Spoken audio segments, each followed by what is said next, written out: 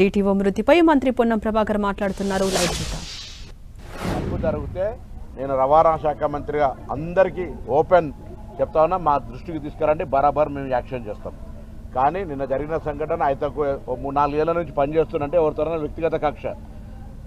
ఆయన 15-20 రోజుల కింద జగిత్యాల నుంచి ట్రాన్స్ఫర్ అయ్యిండు. కాబట్టి ఏదేమైనా సరే అన్ని విచారణ చేస్తాం, ఆ కుటుంబాన్ని ఆదుకుంటాం. ఇది మాకు వ్యక్తిగతంగా కూడా, ఎందుకంటే మా డిపార్ట్మెంట్కి సంబంధించిన ఒక ఎంబీఐ చనిపోవడం యాక్సిడెంట్లో అంటే బాధ కలిగిస్తున్నటువంటి అంశం. అతని పూర్తిగా కుటుంబానికి ప్రగాఢ సానుభూతిని వ్యక్తం చేస్తూ సంఘటన మీద వాళ్ళ కుటుంబానికి అండగా ఉంటాం. ప్రభుత్వం నుంచి తీసుకోవాల్సిన అన్ని రకాల చర్యలు, ఉద్యోగం కావచ్చు, ఎక్స్గ్రేష్ కావచ్చు, తదితర అన్ని అంశాల పట్ల వాళ్ళకు ఆదుకొని రవాణా శాఖ కుటుంబానికి అండగా ఉంటుంది. అది ఇసుక లారీ కాదు, అది కోల లారీ. లోడ్ ఉంది, ఓవర్ లోడ్ లేదు. సరే, అది ఇన్సిడెంటల్గా అక్కడ జరుగుతున్నటువంటి ప్రాథమికంగా నేను ఎస్పీ కలెక్టర్లతో మాట్లాడింది. బట్ నేను అది అయినప్పటికీ వాళ్ళు చెప్పినప్పటికీ భవిష్యత్తు విచారణ చేయమని చెప్పినా డోంట్ కంక్లూడ్. సార్, ఇప్పుడు ఆ ప్రాంతంలోనే చాలా యాక్సిడెంట్స్ జరిగినాయి సార్. ఇసుక కానీ అంటే గతంలో ఇప్పుడు కానీ జరుగుతున్నాయి. ఇంకా హెవీ లోడు, ఆ రోడ్ల వ్యవస్థ, దానిపైన మీరు ఎట్లా? అందుకే రోడ్ సేఫ్టీకి సంబంధించి కూడా మొన్నటి 99 రోజుల ప్రజాపాలన కావచ్చు, అంతకుముందు కూడా జనవరి మాసం లోపల మా డిపార్ట్మెంట్ తరఫున మేము రోడ్డు భద్రత మాసోత్సవాలను చేస్తామని మీ దగ్గర కూడా వచ్చినాం.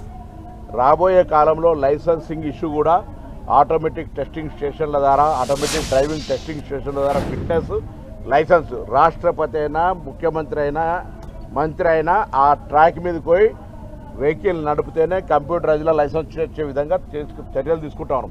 అనేక రిఫార్మ్స్ చేసినాం. రోడ్లకు సంబంధించి R&B మేము కలిపి బ్లాక్ స్పాట్స్ను రిమూవ్ చేయడానికి, రోడ్ సేఫ్టీని ఇంకా పెంచడానికి ప్రయత్నం చేస్తున్నాం. వాహనాల వేగం పెరిగింది, వాహనాల సంఖ్య పెరిగింది. దానికి అనుగుణంగా రోడ్లకు సంబంధించినటువంటి పెంచాల్సినటువంటి ఇన్ఫ్రాస్ట్రక్చర్ రిక్వైర్మెంట్ ఉంది. అది ప్రక్రియ ఒకటే రోజు జరిగేది కాదు కాబట్టి జరుగుతున్నాయి. అందుకే యాక్సిడెంట్లు మొన్న ఈ మధ్యలో వికారాబాద్ ఒక కంకర లారీ వచ్చి బస్సు మీద పడితే ఒక్క కుటుంబానికి సంబంధించిన 3 అమ్మాయిలు ఉన్నత విద్యను సంపాదించినటువంటి చనిపోయినారు. బాధ కలుగుతాయి ఇటువంటి అంశాల పట్ల.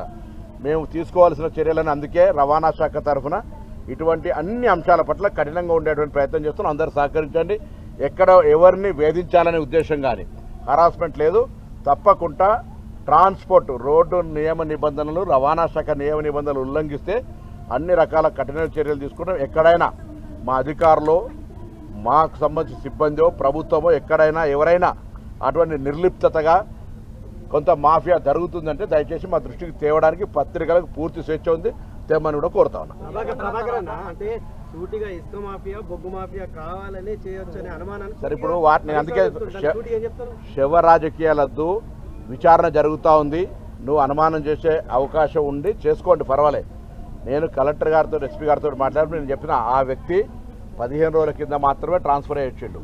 అక్కడ సింగరేణికి సంబంధించినటువంటి బొగ్గు దొరుకుతుంది, లేదా ఇతరత్ర మినరల్ సంబంధించి ఉండొచ్చు. ఏది ఉన్నా ప్రాథమిక విచారణ తర్వాత అటువంటి పరిస్థితి ఉంటే చాలా కఠినంగా యాక్ట్ చేస్తాం. అందుకే నేను ఈ మధ్య చెప్తాను, మీరు ఎక్కడైనా చూసినా కూడా in all aspects transport department enforcement చేస్తుంది. ఆ ఎన్ఫోర్స్మెంట్కు ఈ ఇన్సిడెంట్కు సంబంధం లేదు. దాన్ని పొలిటికల్ కలర్గా ఏదో చేసేటువంటి ప్రయత్నం చేస్తే, నేను చెప్తే గతంలో మా సిరిసిల్ల ప్రాంతంలోనే శాండ్ యాక్సిడెంట్లు అయితే, నేరేళ్ల సంఘటన గురించి ఒక నిమిషం పక్కన పెట్టండి, వాళ్ళనైతే పోలీసులు తీసుకొని కొట్టిండొచ్చు.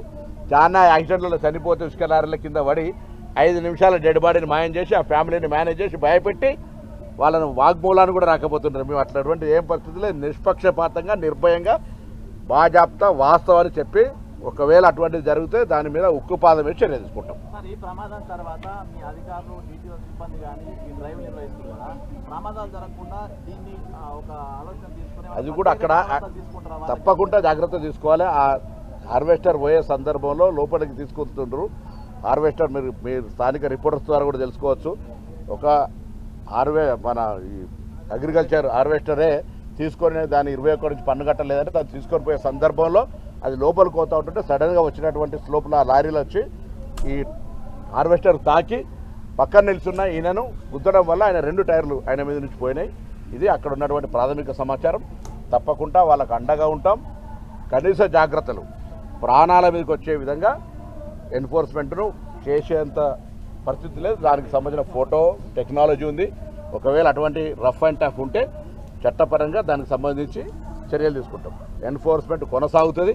ఎన్ఫోర్స్మెంట్ ఇంకా సీరియస్గా ఇటువంటి పరిస్థితుల్లో ప్రభుత్వము ఎటువంటి తప్పుడు ప్రక్రియకు అనుమతించదు.